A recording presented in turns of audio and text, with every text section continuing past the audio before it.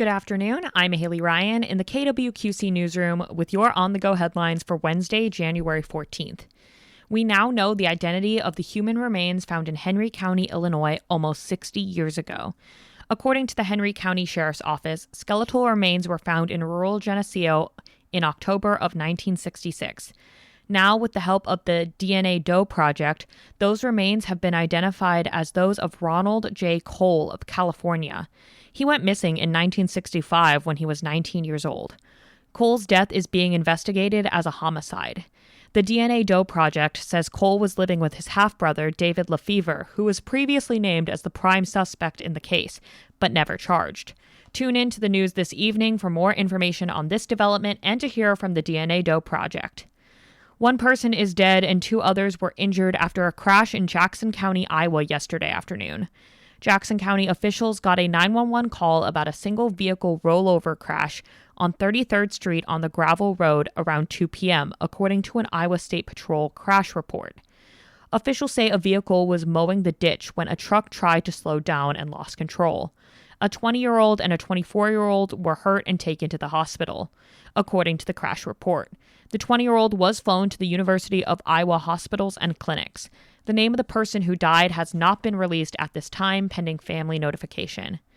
And some of Illinois' top Democrats say they're willing to consider targeted changes to the Safety Act if an upcoming judicial report says they're needed.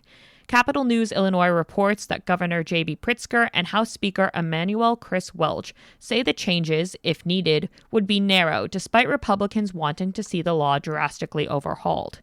The most controversial part of the law is the Pretrial Fairness Act, which eliminated cash bail. Democratic leaders didn't go into specifics about what changes, if any, they're considering. Republican proposals include making all felonies eligible for detention instead of violent felonies, allowing pretrial release to be revoked if a new crime is committed while on release, and creating a presumption that someone should be detained when charged with a crime against a minor. Now a look at weather in the Quad Cities area. Wednesday night will be mostly clear to partially cloudy and cold. Lows will drop to the low teens and maybe even the upper single digits for some. Winds will be strong early, but diminish toward morning. This will give us wind chills in the single digits to start out Thursday. Thursday will bring highs in the mid-20s to low 30s, and late Thursday afternoon could bring some widespread light snow. Accumulations should be an inch or less for most.